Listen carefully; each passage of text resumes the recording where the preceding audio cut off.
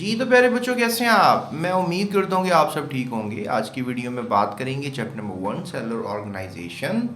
हमने इस चैप्टर के सारे लेक्चर्स भी बनाए हैं, नीचे प्लेलिस्ट है, वहाँ से आप सारे लेक्चर्स, या आप अगर लेक्चर्स भी सुनने हैं ना तो आपने क्या करना है, जैसे टॉपिक का नाम है साइटोप्लाज्म, आप साइटोप्लाज्म लिखें यूट्यूब सर्च बार पे, आगे लिखें जीएस अकेडमी, तो आपको हमारा लेक्चर मिल जाएगा। पर आज का टॉपिक एमसीक्यूज़ है, वो भी एक्सरसाइज के, तो लिहाजा वो करते हैं प्यारे बच्चों, ताकि आपको सारा का सारा चैप्टर में क्या है समझ में आए।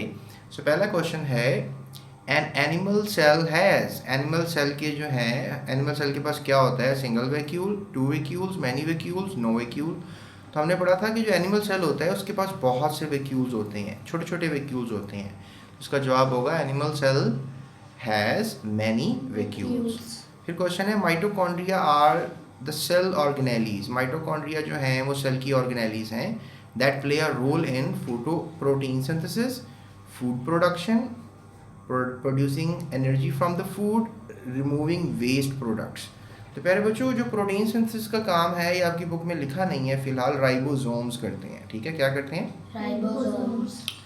जबकि जो फूड प्रोडक्शन का काम है वो तो आपको पता है प्लांट सेल में होता है, and that is the chloroplast, chloroplast करते हैं। ठीक है, और producing energy from the food, इसका काम माइटोकॉन्ड्रिया करता है। ठीक है, so C is the right answer.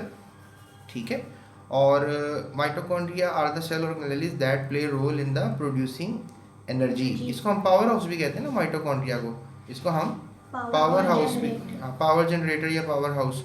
उसके अलावा रिमूविंग वेस्ट प्रोडक्ट का काम जो है वो वैक्यूल करता है। ठीक है, ये याद रखना है आपने। उसके बाद अगला क्वेश्चन है, chromosomes are present in, chromosomes जो हैं वो कहाँ मिलेंगे? तो क्रोमोसोम्स आपको सेल के न्यूक्लियस में मिलेंगे, क्योंकि न्यूक्लियस के अंदर ही होते हैं, क्लोरोप्लास्ट के अंदर तो नहीं मिलेंगे। सेल वॉल तो मेम्ब्रेन होती है ना, और वैक्यूल भी एक ऑर्गेनेली होती है, लेकिन इसमें तो वेस्ट वगैरह या फिर फूड वगैरह स्टोर करके रखना होता है। उसके बाद अगला क्वेश्चन है, सेल मेम्ब्रेन इज कम्पोज हो, सेल मेम्ब्रेन किस चीज़ की बनी हुई है?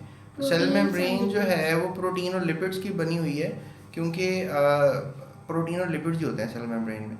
और सेलुलोज और लिपिड्स ये तो किसी चीज़ को नहीं बनाते वैसे, सेलुलोज एंड प्रोटीन ये भी किसी चीज़ को नहीं बनाते, खाली सेलुलोज सेल वॉल बनाता है, वैसे हमने ये पढ़ा था।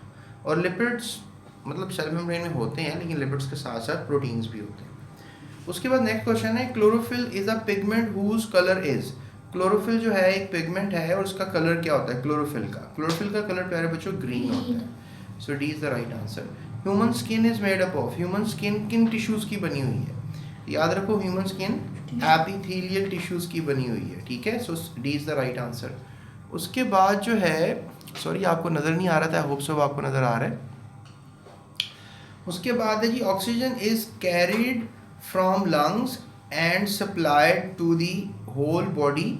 ऑक्सीजन जो है वो लंग से जो है कैरी होता है और फिर पूरी बॉडी में जाता है। और ये कौन लेके जाता है ऑक्सीजन पूरी बॉडी में? तो डेफिनेटली ऑक्सीजन लेके जाने का काम तो रेड ब्लड सेल्स करते हैं, इनको हम RBCs कहते हैं। ठीक है, RBCs। उसके बाद site of respiration in the cell, respiration कौन सी जगह पे होती है? माइटोकॉन्ड्रिया में होती है respiration. So D is the right answer for this question. उसके बाद प्यारे बच्चों, water is conducted from roots to leaves by, water जो है वो कंडक्ट किया जाता है रूट्स टू लीव्स, और वाटर कंडक्टेंस का काम कौन करता है? जाइलम करते हैं। So A is the right answer. Kidneys perform function related to, kidneys जो हैं अगर वो फंक्शन परफॉर्म कर रही हैं तो वो क्या काम करती हैं? वो बेसिकली हमारा एक्सक्रीटरी सिस्टम बनाती हैं, क्योंकि वो यूरिन बनाती है ना, तो यूरिन बनाना एक एक्सक्रीटरी प्रोडक्ट है, एक वेस्ट प्रोडक्ट है।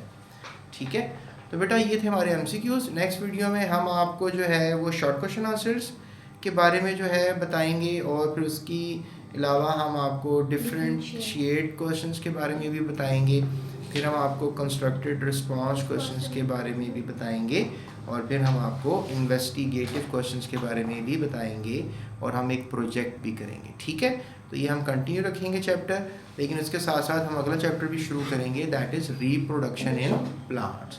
तो तब तक के लिए अपना ख्याल रखिएगा, जाते चैनल को सब्सक्राइब कीजिएगा। टेक केयर, अल्लाह हाफ़िज़।